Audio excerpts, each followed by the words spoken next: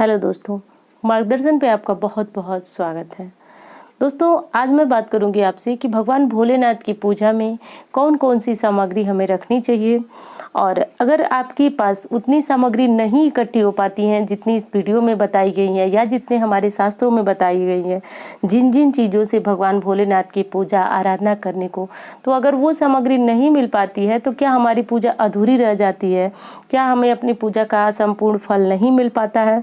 तो दोस्तों, आज इसी के बारे में वीडियो है। पूरी वीडियो जो है बस इसी के बारे में कि आप कौन कौन सी सामग्री लेकर के भगवान भोलेनाथ को प्रसन्न कर सकते हैं और उनसे आशीर्वाद प्राप्त कर सकते हैं।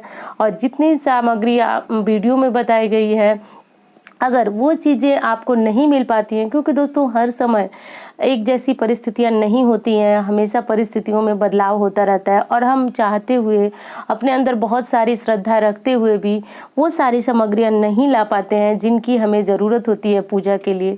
तो फिर क्या इस स्थिति में हमारी पूजा संपूर्ण नहीं होती है? तो बस इसी सब के बारे में आज जानकारी है दोस्तों। भगवान भोलेनाथ की पूजा में देखिए, आंकड़े का फूल जो कि बहुत महत्वपूर्ण है। अभी आगे स्क्रीन पे आपको दिखेगा, आंकड़े का फूल सफ़ेद फूल होता है।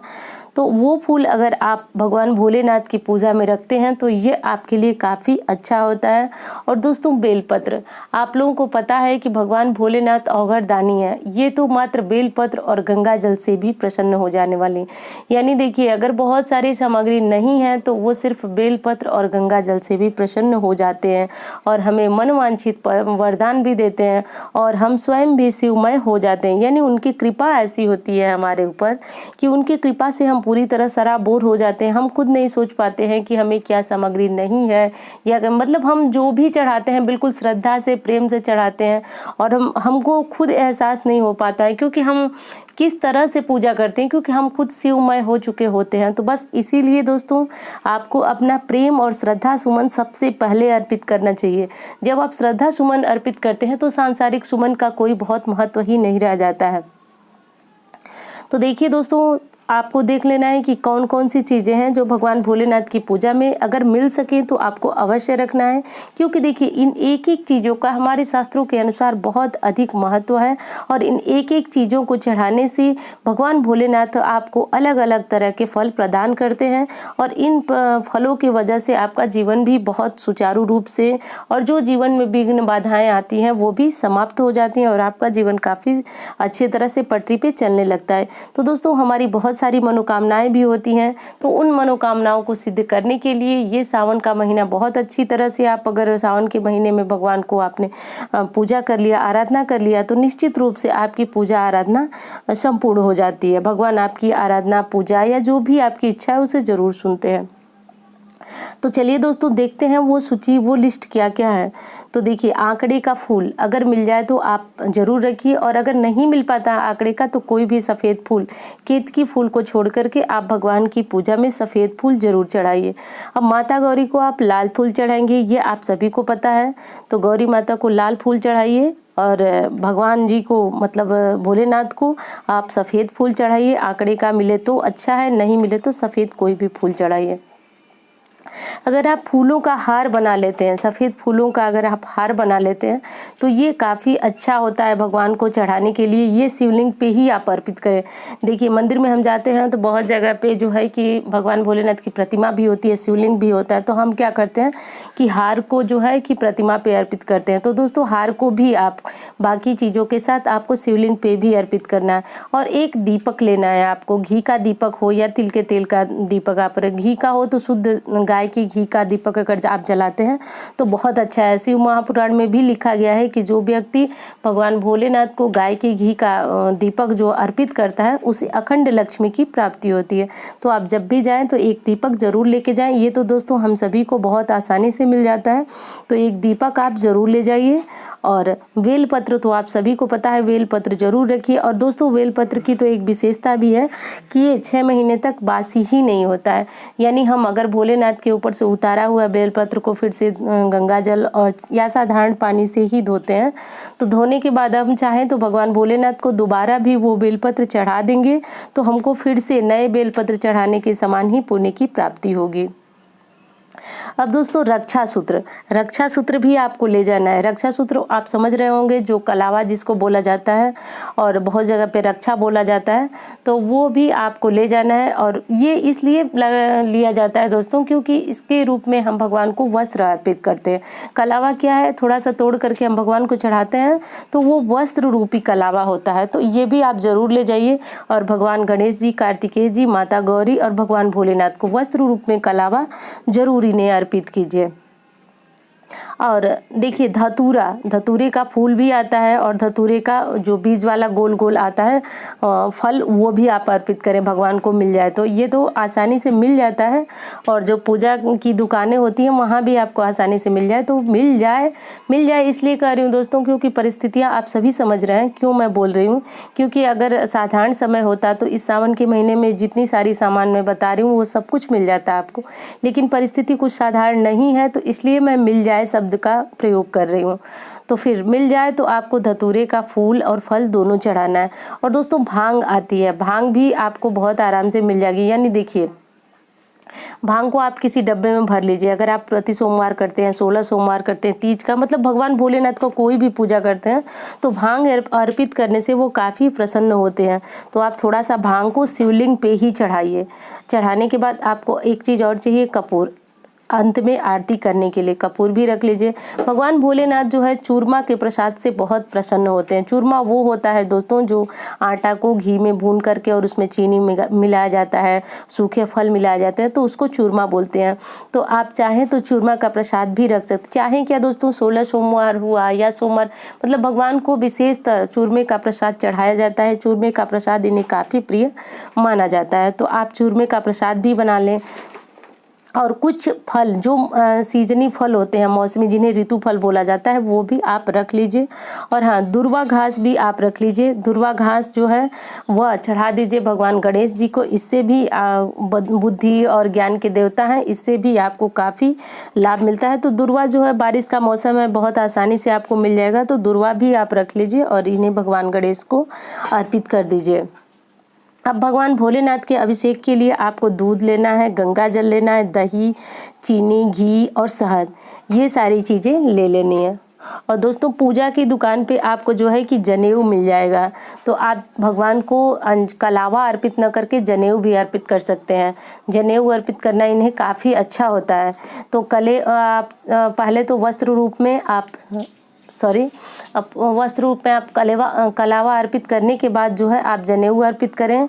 और माता गौरी, गणेश जी और कार्तिकेय जी को आप जो है कि कलावा ही अर्पित करें। और अगली ये चीज़ है दोस्तों कि इस तरह से, मतलब जो पंचामृत बताया मैंने, उस तरह से आपको अभिषेक करना है। और इन चीज़ों से जिनकी मैंने अभी आपको लिस्ट में गिनती की, तो उन चीज़ों से आप भगवान को अभिषेक करें। और प्रति अभिषेक के बाद आप जैसे दूध से करने के बाद आपको फिर से जल से अभिषेक करना है, फिर गंगा जल से, फिर सादे जल से, फिर दही से, इस तरह से करके आप अभिषेक भगवान का कीजिए। और कभी भी इन सारी चीज़ों को इकट्ठे मिला करके अभिषेक न कीजिए, यानी एक बर्तन में डाल करके और आप अभिषेक कीजिए, तो ये चीज़ें सही नहीं है। आप जब भी कीजिए तो अलग अलग चीज़ों से अलग अलग बार भगवान भोलेनाथ का अभिषेक कीजिए। इन चीज़ों से अभिषेक करने से आपको जो है अलग अलग मतलब इच्छाओं की पूर्ति होती है। अलग अलग भगवान आपकी मनोकामना को पूर्ण करते हैं और आपकी कृपा को, और आपके जीवन पे जो भी मुसीबतें आने वाली हैं, देखिए हम तो नहीं समझते हैं कि हमारे रास्ते में आने वाली कौन कौन सी बाधाएं हैं, कौन कौन सी मुसीबतें, क्योंकि हम तो बस वही देखते हैं जो इस समय हमारे साथ घट रहा होता है, बीत रहा होता है। पर भगवान भोलेनाथ तो त्रिकालदर्शी, उन्हें तो सब पता है कि आने वाले समय में हमारे साथ क्या होने वाला। तो जो आने वाले समय है उसको भी अच्छा बनाते हैं और हमारा आज भी बेहतर होता है। तो इसके लिए आप इन चीज़ों से भगवान को अभिषेक करें।